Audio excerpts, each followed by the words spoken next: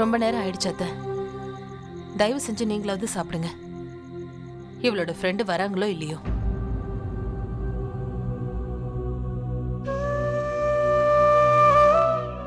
அம்மா, மீராவோட ஃப்ரெண்டு வந்துருவாங்க.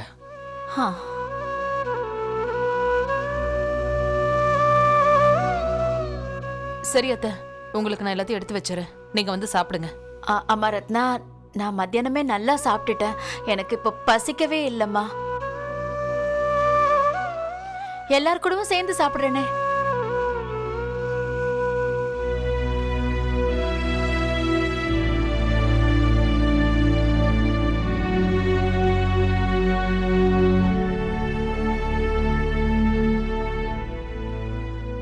ஹோய் பாலு, உன்னோட ஃப்ரெண்டுக்காக இந்த ஆடை எதுக்கு பட்டினி போட்டு வச்சிருக்க?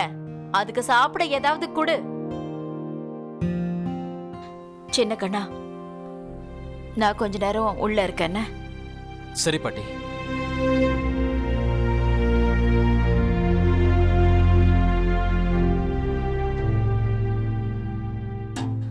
இன்னைக்கு என் கையால நீ உத வாங்க போற பாரு. எனக்கும் என் ஃபேமிலிக்கும் எவ்வளவு பெரிய இன்சல்ட்.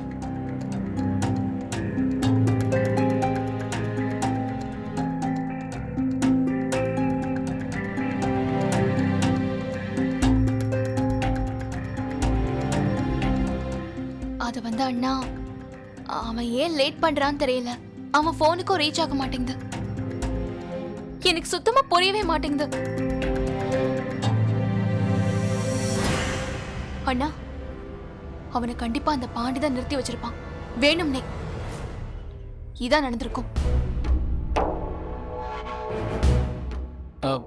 மீரா, ஒரு வேலை பண்ண. நீ என் போன்ல இருந்து போன் பண்ணிக்கல. கேளு கேளு கேளு கேளு.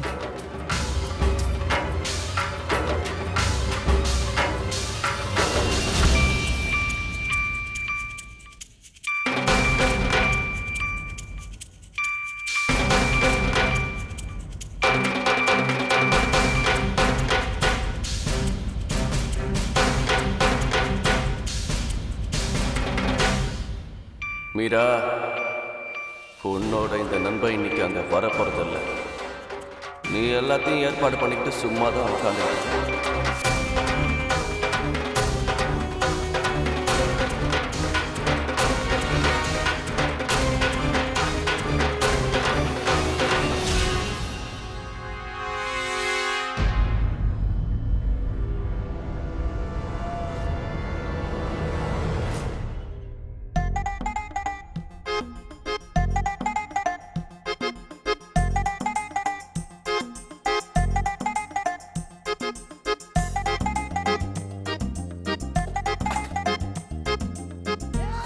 அம்மா, என்ன எதுக்கு நீங்க இதெல்லாம் வழுக்க டைமா செய்ய வைக்கிறீங்க? இந்த ஹீட்ல என்னுடைய மேக்கப் எல்லாம் கெட்டு போயிடும். இதுக்கு மேல என்னால பண்ண முடியாது. அப்படி யாராவது இந்த 3 விதமான பரோட்டா பண்ணுவாங்களா என்ன? நான் போறேன். இங்க பாரு, நீ எங்கேயும் போக கூடாது. வீட்டுல எவ்வளவு வேலை இருக்கு தெரியுமா? உன் உதவி எனக்கு ரொம்ப தேவைப்படுது. அந்த டெல்லி விருந்தாளுக்காக நிறைய சமைக்க வேண்டியது இருக்கு. அடடா, பெருசா வந்துட்டாரு டெல்லி ராஜன். அப்படி என்ன பெரிய உபசரணை? அம்மா, அந்த ஆளு அதிகமா தலையில தூக்கி வச்சு கொண்டாடாதீங்க. இப்பதானே அந்த ஆளு வேலையை ஆரம்பிச்சிருக்கான். வேலையை ஆரம்பிக்கணும், வேலையை நடத்தணும், முன்னேறி போகணும். அப்பதான் அந்த ஆளு அமெரிக்கா அங்க இங்கன்னு போக முடியும். இதுக்கே 10-15 வருஷம் தாராளமா ஆயிடும்.